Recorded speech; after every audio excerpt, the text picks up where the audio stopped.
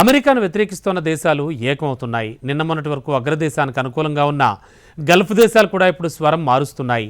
Israel Hamas యుద్ధంలో America పాత్ర, గతంలో చేసిన తప్పిదాలను అరబ్ దేశాలు బేరీజు వేసుకుంటున్నాయి. అగ్రదేశానికి వ్యతిరేకంగా చైనా, రష్యాతో జట్టు కడుతున్నాయి.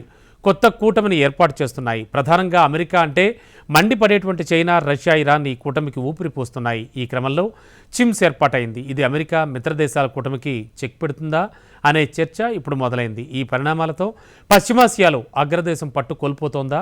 గల్ఫ్ దేశాల్లో ఏం జరుగుతోంది? Was the story. చిమ్స్ ప్రపంచానికి ప్రత్యామ్నాయమా? అమెరికాకు చిమ్స్ చెక్ పెడుతోందా? పశ్చిమాసియాలో ఏం జరుగుతోంది? చిమ్స్ ఈ కూటమి గురించి ఎప్పుడైనా విన్నారా? ప్రపంచ గతిని ఇప్పుడు ఈ కూటమి మార్చబోతోంది. చిమ్స్ అంటే China, Iran, Moscow, Saudi Arabia కూటమి. తాజా వ్యూహాత్మక పరిణామాలతో ఈ కూటమికి అడుగులు పడ్డాయి. యునైటెడ్ అరబ్ ఎమిరేట్స్ తో కలిసి China, Iran, Russia, Saudi Arabia వ్యూహాత్మక కూటమిని నిర్మిస్తున్నాయి. ఈ మిత్ర దేశాలు చమురు సమృద్ధిగా ఉన్న కాస్పియన్ సముద్రం చుట్టూ ఓ వలయాన్ని చిమ్స్ కూటమి ఏర్పాటు చేసుకుంటోంది. కాస్పియన్ సముద్రపు పశ్చిమ తీరంలోని అజర్బైజాన్ కూడా దీనిలో భాగస్వామి అయ్యే అవకాశం ఉంది. దీంతో రష్యాకు చెందిన దక్షిణ సరిహద్దులను మరింత పటిష్టం చేయనుంది. అయితే ఈ ఏడాది ప్రారంభంలో సౌదీ అరేబియా, ఇరాన్ దేశాల మధ్య బీజింగ్ సంధి కుదుర్చటం ప్రపంచవ్యాప్తంగా చర్చనీయాంశంగా మారింది. 1979లో ఇరాన్లో విప్లవం తర్వాత సౌదీ అరేబియా, ఇరాన్ మధ్య ఘర్షణలను అమెరికా క్యాష్ చేసుకుంది. అప్పటి నుంచి శత్రువులుగా ఉన్న ఈ రెండు దేశాలను చైనా కలిపింది. దీన్ని చూసి అగ్రదేశం అమెరికా షాక్ గురైంది. అప్పటి నుంచి పశ్చిమాసియాలోని ఎడమొహం పెడమొహంగా ఉన్న దేశాలను కలిపే ప్రయత్నం చేసింది. ఇప్పుడు బీజింగ్ పాత్రను మాస్కో పోషిస్తోంది. పశ్చిమాసియాలో అమెరికాతో సన్నిహితంగా ఉన్న దేశాలను తమ వైపుకు తిప్పుకునేందుకు రష్యా అధ్యక్షుడు పుతిన్ యత్నిస్తున్నారు. నిజానికి అంతర్జాతీయ criminal court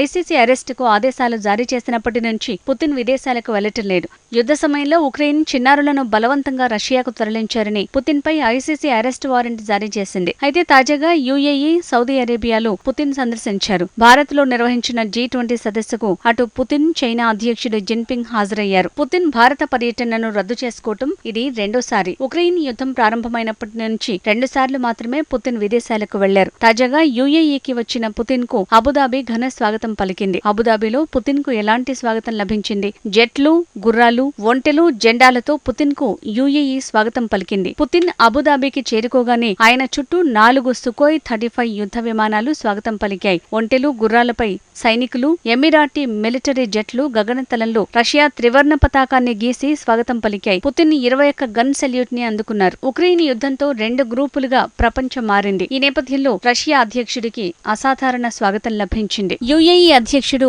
Mohammed bin Zayed Al Nahyan Putin ను సాదరంగా ఆహ్వానించారు. అబుదాబికి ప్రియమైన స్నేహితుడిగా పుతిన్ ను నాహ్యాన్ అభివర్ణించారు. ఇరువురు నేతలు చివరిగా జూన్లో Saint Petersburg international economic forum IEF లో కలుసుకున్నారు. అక్కడ నాహ్యాన్ గౌరవాతిథిగా ఉన్నారు. అప్పట్లో వారి చర్చల సమయంలో ఇరువురు నాయకులు పరస్పర ద్వైపాక్షిక వ్యూహాత్మక భాగస్వామ్యం గురించి చర్చించారు. మాస్కో, అబుదాబి మధ్య సంబంధాలు అపూర్వ స్థాయికి చేరుకున్నాయని పుతిన్ తెలిపారు. అంతేకాదు అరబ్ సముద్రంలో రష్యాకు యుఏఈ అతిపెద్ద వాణిజ్య భాగస్వామిగా పుతిన్ అభివర్ణించారు. 2 దేశాలు పారిశ్రామిక సహకారాన్ని చురుగ్గా విస్తరించుకున్నట్టు క్రెమ్లిన్ బాస్ వెల్లడించారు. తాజాగా ప్రధాన చమురు, గ్యాస్ వెంచర్లతో పాటు గాజా యుద్ధం, ఇజ్రాయెల్ పాలస్తీనా వివాదానికి శాశ్వత పరిష్కారం, ఉక్రెయిన్ యుద్ధంపై చర్చించినట్టు తెలుస్తోంది. యుఏఈ అనంతరం సౌదీ అరేబియాకు పుతిన్ పయనమయ్యారు. సౌదీ రాజు మహమ్మద్ బిన్ సల్మాన్ తో పుతిన్ సమావేశమయ్యారు. రియాద్ లో జరిగిన చర్చల్లోనూ ఉక్రెయిన్, గాజా యుద్ధాలు, చమురుపై చర్చలు జరిగాయి. మాస్కోను సందర్శించాల్సిందిగా సల్మాన్ ను పుతిన్ కోరారు. తమ స్నేహ సంబంధాల అభివృద్ధికి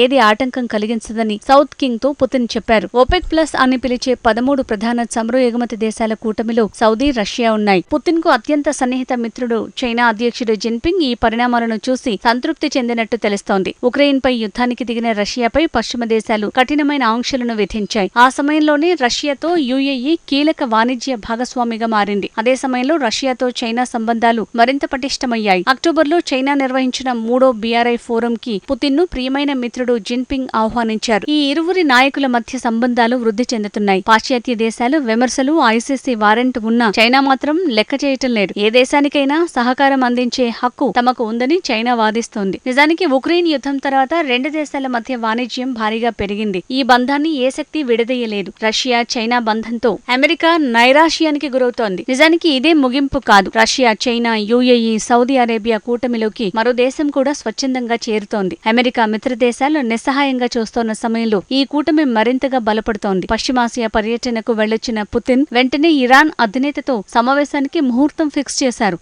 ఇరాన్ అధ్యక్షుడు ఇబ్రహీం రైసీ రష్యాకు ఒక్కరోజు పర్యటనకు వెళ్లొచ్చారు. రైసీని పుతిన్ అధికారికంగా ఆహ్వానించారు. రైసీని ఉన్నట్టుండి ఎందుకు ఆహ్వానించారు? ఉక్రెయిన్ యుద్ధం తర్వాత రష్యా, ఇరాన్ మధ్య సంబంధాలు బలపడ్డాయి. ఉక్రెయిన్ పై దాడికి అనవసరమైన ఆయుధాలను ఇరాన్లోనే రష్యా షాపింగ్ చేసింది. ఆ ఆయుధాల లిస్టులో ఇరాన్ డ్రోన్లు అత్యధికంగా ఉన్నాయి. ఈ డ్రోన్లు ఇరాన్తో రష్యా బంధాన్ని ఎంతో పటిష్టం చేసింది. రెండు దేశాల మధ్య ఆర్థిక భాగస్వామ్యం మొదలైంది. నిజానికి రష్యాతో పాటు ఇరాన్ కూడా అమెరికా మిత్రదేశాల ఆంక్షలను ఎదుర్కొంటోంది. యుఏఈ, ఇరాన్, సౌదీ అరేబియాను పుతిన్ తమ వైపుకు తిప్పుకున్నారు. ఇప్పటికే చైనా కూడా అదే పని చేసింది. వారం రోజుల క్రితమే యుఏఈ, చైనా మధ్య $1,000 కోట్ల ఒప్పందాన్ని కుదుర్చుకున్నాయి. దీనికి ముందు ఇజ్రాయెల్ హమాస్ యుద్ధాన్ని ముగించడానికి 4 అరబ్ దేశాల విదేశాంగ మంత్రులకు బీజింగ్ ఆతిథ్యం ఇచ్చింది. జిన్పింగ్ రియాద్ను సందర్శించిన సమయంలోనూ గల్ఫ్ దేశాల అధినేతలతో జిన్పింగ్ సమావేశమయ్యారు. నిజానికి ఇది అరబ్ ప్రపంచంలో దౌత్యానికి అతిపెద్ద చొరవ. గ్లోబల్ పొత్తులను విస్తరించాలని సౌదీ అరేబియా భావిస్తోంది. పశ్చిమ దేశాలతో ఇప్పుడున్న భాగస్వామ్యాన్ని మించి చేయాలని ప్లాన్ వేస్తోంది.